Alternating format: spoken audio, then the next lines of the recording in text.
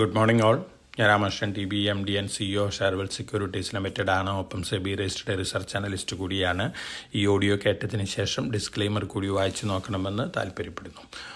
ഇന്നും നമ്മൾ എക്സ്പെക്ട് ചെയ്യുന്നത് ഫ്ലാറ്റ് ഓപ്പണിംഗ് ആണ്. ഒരു പക്ഷേ നിഫ്റ്റിയും സെൻസസൊക്കെ പുതിയ റെക്കോർഡ് ഹൈ ഹിറ്റ് ചെയ്യാനുള്ള സാധ്യതകളൊക്കെ ഉണ്ട്. ഏഷ്യൻ മാർക്കറ്റ് സിറ്റുവേഷൻ നോക്കുകയാണെങ്കിൽ സ്ലൈറ്റ്ലി വീക്കാണ്. ജാപ്പനീസ് മാർക്കറ്റ് അടക്കം എല്ലാ മാർക്കറ്റുകളും സ്ലൈറ്റ്ലി വീക്കായിട്ടാണ് ട്രേഡ് ചെയ്യുന്നത്. അമേരിക്കൻ മാർക്കറ്റ് സിറ്റുവേഷൻ ഇന്നലത്തെ നോക്കുകയാണെങ്കിൽ S&P 500 അതുപോലെ തന്നെ നാസ്ഡാക്കൊക്കെ പുതിയ റെക്കോർഡ് ഹൈ ഹിറ്റ് ചെയ്തിരുന്നു. ഒപ്പം ആപ്പിളിൻ്റെ മാർക്കറ്റ് ക്യാപിറ്റലൈസേഷൻ $3.5 ട്രില്യൺ ക്രോസ് ചെയ്തിട്ടുണ്ട്. NVIDIA അതുപോലെ തന്നെ ടെസ്ലയൊക്കെയാണ് ഇന്നലെ മുന്നേറിയിട്ടുള്ള ടെക്നോളജി സ്റ്റോക്കുകൾ. അതോടൊപ്പം തന്നെ US ഫെഡ് ചെയർമാൻ്റെ സെനറ്റിന് മുമ്പാകെയുള്ള ടെസ്റ്റിമോണി ഇന്നാണ്. ഇന്നലത്തെ ഇനീഷ്യൽ സ്റ്റേറ്റ്മെൻറ്റുകളൊക്കെ സൂചിപ്പിക്കുന്നത് സെപ്റ്റംബർ മുതൽ ഒരു പക്ഷേ US ഫെഡ് പലിശ നിരക്ക് കുറച്ചേക്കാമെന്നാണ്. അതിൻ്റെ ഒരു പോസിറ്റീവ് ഇമ്പാക്റ്റ് അമേരിക്കൻ മാർക്കറ്റിലുണ്ട്. യൂറോപ്യൻ മാർക്കറ്റുകൾ ഇന്നലെ നോക്കുകയാണെങ്കിൽ വീക്കായിട്ടാണ് ക്ലോസ് ചെയ്തിരുന്നത്. ഇന്നലെ ഏഷ്യൻ മാർക്കറ്റുകളിൽ നോക്കുകയാണെങ്കിൽ ജാപ്പനീസ് മാർക്കറ്റ് നിക്കായ് 225 ടോപ്പിക്സ് 2000 ഇൻഡെക്സും പുതിയ റെക്കോർഡ് ഹൈ ഹിറ്റ് ചെയ്തിരുന്നു. അതോടൊപ്പം തന്നെ നിഫ്റ്റിയും സെൻസസും നമ്മളെ സംബന്ധിച്ച് ഇന്നലെ റെക്കോർഡ് ഹൈ ഹിറ്റ് ചെയ്തൊരു ദിവസമാണ്. കമോഡിറ്റികൾ നോക്കുകയാണെങ്കിൽ ഓൾമോസ്റ്റ് ഫ്ലാറ്റ് ആണ് എല്ലാ കമോഡിറ്റികളും ട്രേഡ് ചെയ്യുന്നത്. ആ ട്രെൻഡ് തന്നെയാണ് ഇന്ന് മോർണിംഗിലും ഉള്ളത്.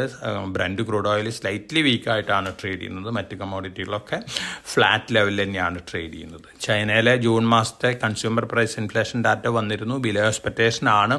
അതുപോലെ തന്നെ ഹോൾസെയിൽ പ്രൈസ് ഇൻഫ്ലേഷൻ ഡാറ്റയായ PPI ഡാറ്റയുമായി വന്നിരുന്നു.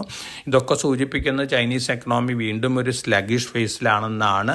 തീർച്ചയായിട്ടും ചൈനീസ് ഗവൺമെൻറ് വലിയ രീതിയിലുള്ള അനൗൺസ്മെൻറ്റുകളൊക്കെ വീണ്ടും നടത്തിയേക്കാം. ഒപ്പം US fed rate cut start ചെയ്യുകയാണെങ്കിൽ അതിൻ്റെ ഒരു പോസിറ്റീവ് ഇമ്പാക്റ്റ് വരാൻ ചാൻസസ് ഉണ്ട് എമർജിംഗ് മാർക്കറ്റുകളിലെല്ലാം തന്നെ. ഇനി നമ്മൾ നമ്മുടെ മാർക്കറ്റിൽ നോക്കുകയാണെങ്കിൽ സ്റ്റോക്ക് സ്പെസിഫിക് ആയിട്ടുള്ള ന്യൂസ് ഫ്ലോസ് ആണ് ഏറ്റവും കൂടുതൽ ഇമ്പാക്റ്റ് ഉണ്ടാക്കാൻ പോകുന്നത്. ഓട്ടോമൊബൈൽ കമ്പനികൾ SUV അടക്കമുള്ള വെഹിക്കിൾസുമേ പ്രൈസ് കട്ട് ആരംഭിച്ചിട്ടുണ്ട്. മാസീവ് പ്രൈസ് കട്ടാണ് വന്നിരിക്കുന്നത്. മിനിഞ്ഞാന്ന് UP ബഡ്ജറ്റിൽ സ്ട്രോങ് ഹൈബ്രിഡ് വെഹിക്കിൾക്കുള്ള രജിസ്ട്രേഷൻ ഫീസ് റെഡ്യൂസ് ചെയ്തിരുന്നു, അല്ലെങ്കിൽ എലിമിനേറ്റ് ചെയ്തിരുന്നു. 100% എടുത്തു കളഞ്ഞിരിക്കുകയാണ്. ഇതിൻ്റെ ഇമ്പാക്റ്റ് മാരുതിയെ സംബന്ധിച്ച് ഇന്നലെ ഉണ്ടായിരുന്നു. മാരുതിയാണ് ഏറ്റവും കൂടുതൽ ലിസ്റ്റഡ് സ്പേസിൽ ഹൈബ്രിഡ് വെഹിക്കിൾസ് സപ്ലൈ ചെയ്യുന്ന കമ്പനി. തീർച്ചയായിട്ടും യൂണിയൻ ബഡ്ജറ്റിൽ ഹൈബ്രിഡ് വെഹിക്കിൾമേലുള്ള GST കട്ട് ചെയ്യുകയാണെങ്കിൽ വീണ്ടും മാരുതിനെ സംബന്ധിച്ചൊരു പോസിറ്റീവ് ഇമ്പാക്റ്റാണ് ഉണ്ടാവാൻ പോകുന്നത്. അതോടൊപ്പം തന്നെ മ്യൂച്വൽ ഫണ്ട് ഡാറ്റ ജൂൺ മാസത്തെ ഇൻഫ്ലോസ് ഡാറ്റ പുറത്തു വന്നിരുന്നു. റെക്കോർഡ് ഇൻഫ്ലോ ആണ്. SIP 21,262 കോടി രൂപയാണ് ജൂണിൽ കളക്ട് ചെയ്തിട്ടുള്ളത്. ഇത് പൊതുവെ മാർക്കറ്റിന് പോസിറ്റീവ് ആണ്. അതോടൊപ്പം തന്നെ സെബിയുടെ F&O റിലേറ്റഡ് ഡിസിഷന് വേണ്ടിയുള്ള എക്സ്പെർട്ട് പാനൽ കമ്മിറ്റിയുടെ മീറ്റിംഗ് വരികയാണ്. അടുത്ത തിങ്കളാഴ്ചയാണ്. സ്ട്രോങ് റെക്കമെൻഡേഷൻസ് ഉണ്ടാവുമെന്നൊക്കെയാണ് പറയുന്നത്. നമുക്ക് മീറ്റിങ്ങിൻ്റെ ഔട്ട്കമ്മിന് ശേഷമാണ് അത് എന്താണെന്നൊക്കെ അറിയാൻ സാധിക്കുള്ളൂ. മറ്റു ന്യൂസ് ഫ്ലോസ് നോക്കുകയാണെങ്കിൽ അഡാനി ഗ്രൂപ്പ് ഓഫ് കമ്പനികൾക്ക് തന്നെയാണ് പോസിറ്റീവ് ന്യൂസ് ഫ്ലോസ് വന്നുകൊണ്ടിരിക്കുന്നത്. Adani enterprises, Adani port, Adani power, ഈ കമ്പനികളെ സംബന്ധിച്ചൊക്കെ ധാരാളം പോസിറ്റീവ് ന്യൂസ് ഫ്ലോസ് ആണ് വന്നുകൊണ്ടിരിക്കുന്നത്. ഇന്ന് 2 ലിസ്റ്റിംഗ് ഉണ്ട്. ബൻസാൽ വയർ ഇൻഡസ്ട്രീസും MQR ഫാർമയാണ്. 30-40% പ്രീമിയത്തിൽ ലിസ്റ്റ് ചെയ്യാനാണ് ചാൻസസ് കൂടുതൽ.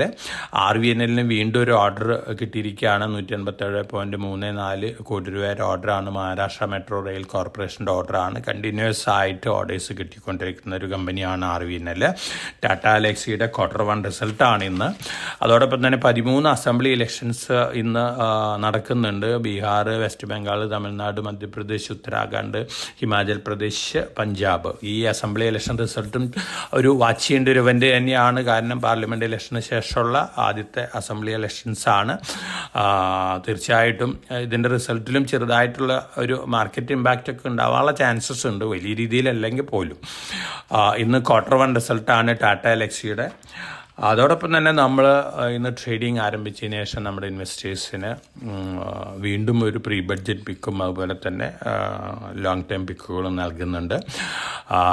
മാർക്കറ്റിൽ നമ്മൾ എക്സ്പെക്റ്റ് ചെയ്യുന്നത് ഒരു flat to slightly better opening ആണ്. ഹയർ ലെവലിൽ നല്ല പ്രോഫിറ്റബിലിറ്റി ഉള്ള സ്റ്റോക്കുകളിലൊക്കെ പ്രോഫിറ്റ് ബുക്ക് ചെയ്യാനാണ് ഞാൻ സജസ്റ്റ് ചെയ്യുന്നത്.